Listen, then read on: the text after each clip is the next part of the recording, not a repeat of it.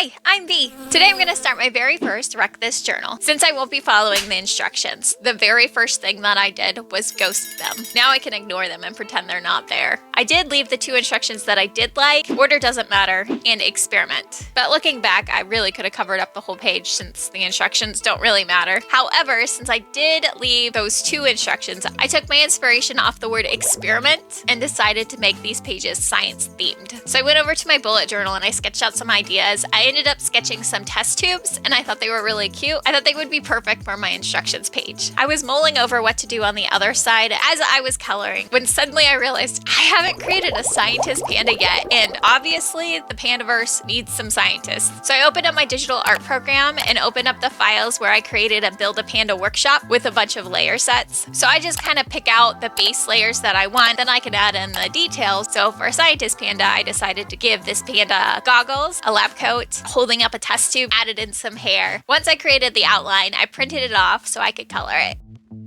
For journals that have thin double-sided pages like this one, I have a preference of using zebra midline highlighters for a base color coding. It's kind of the same idea as using watercolor as your base, except for it's not as messy, and obviously this is thin paper, so watercolor's just gonna ruin it. After I have that base color down with those highlighters, I can add in more details with either colored pencils or crayons or whatever I choose. I personally prefer the texture of crayons over colored pencils. I just really like that texture. I think it has a comforting feel to it. It's very nostalgic. To me, it signifies that I'm not trying to make a masterpiece. I'm just trying to enjoy myself. Like, this is just cute, fun art. As always, if you want to please the Pandaverse, please like, subscribe, and hit that notification button. Next week, I'm going to be doing some super cute bee art with wire, and you don't want to miss out. Since I use Sharpies to outline things, it does still create a bleed through. I really could be using whatever I want, because on every page that there's bleed through, I'll have to use another page on the other side to cover it up. I have a feeling I'm going to be dealing with quite a bit of bleed through before I finish this book. The next page I work on is the name page. Since my name is Bee, I feel like it's pretty obvious what I end up creating. It's bees. First, I draw a hive with some bees buzzing around. I wanted to draw some bees bringing in some pollen, and then I have one overachieving bee that's bringing in a flower, and then I decided he didn't want to just bring in the pollen, he wanted the flower so he could make a dress because he's going to be a flower fashionista.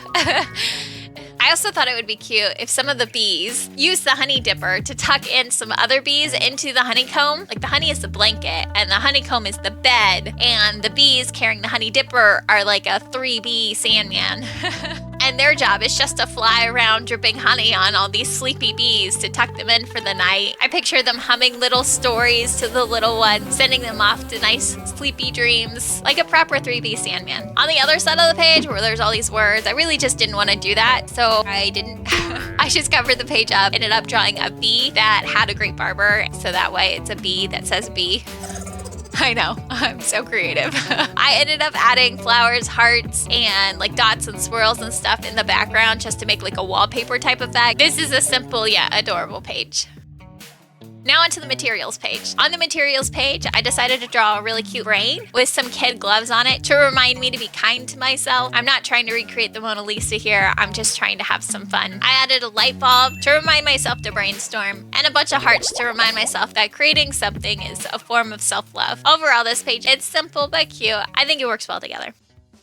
On to the next page, the numbers page. I decided it was important to add numbers to the pages. I started from the title page and I got to page 223. So I did end up numbering all of the pages. For the decoration of this page, I did have to do a lot of brainstorming. When I brainstorm, it's not linear. Started with the word number, and then I was like, number, num.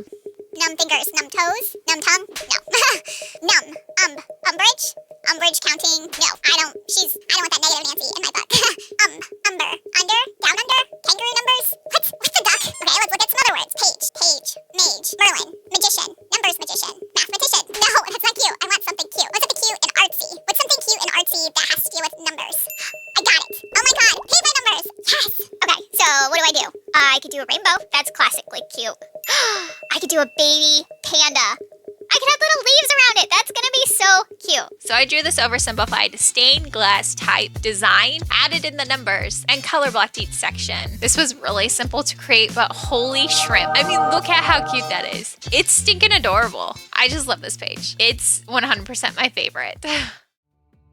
The last page that I'm going to be completing today is the crack the spine page. I did actually crack the spine because I was having trouble working on this side of the book because I can't lay flat. And then I went back to brainstorming. This brainstorm was more like a Q&A. It started with what cracks? Sidewalks, foundations, glass. What's a spine? Spine of a book, spine of a back, spine of a pine. Who cares? Librarians, chiropractors. Who doesn't care? Jellyfish, cephalopods. What books have spine cracks? Well-loved books. Which books have I well-loved? Percy Jackson, and Annabeth Under the Water with the jellyfish. The lightning thief, lightning cracks. What cracks? Lightning, whips, pop rocks, firecrackers, ice, snow, the Grand Canyon. Jason in the Grand Canyon, Percy Jackson and Annabeth, fandoms, Doctor Who, crack in the space-time.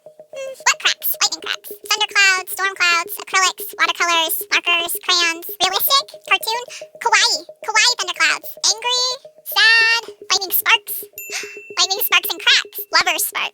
Ah, lover clouds. Kawaii lover clouds. That's spark and crack. I think I've got it. So I draw it out with some highlighters on a white piece of paper. I decided to do a lightning bug jar as well to have a different form of lightning on there. Looking back, I wish I had put something else in there that made cracking noises like fireworks. And then I could have had fireworks plus the lover clouds, and I think that would have been really cute. I decided I need to cover the page because of all the bleed through. I glued on the little pictures that I had creating of lightning in the jars. I also ended up printing off the words because there wasn't enough contrast when I wrote it myself, and I honestly just didn't like my handwriting. I didn't like how it looked. In the future, I'm gonna try to either cut out a window of some sort so that way I can see the instructions, or have a pre-planned idea of how the instructions are gonna be incorporated on whatever page I glue down on top of it, because I really didn't like the handwritten look to it. But I did end up liking the contrast with the printed page. I did think that this page did end up looking pretty cute. To review, I completed pages 4 through 10. I know that's mostly in order. Next time it won't be. I already know I'm going to want to color on the edges before I put any more pages in here. But I'm not sure which other pages I'm going to do yet. I'm going to flip through it and figure it out. But that's for next time. It might just be random. We'll see. Let's check out those final results.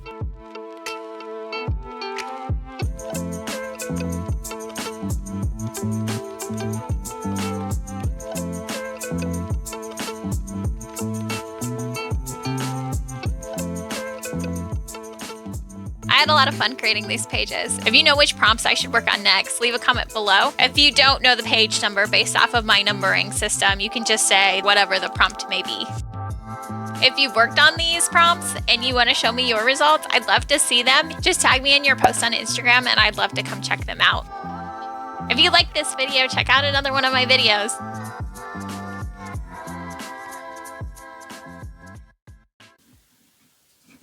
Whoa, whoa, whoa, whoa, whoa, whoa, whoa.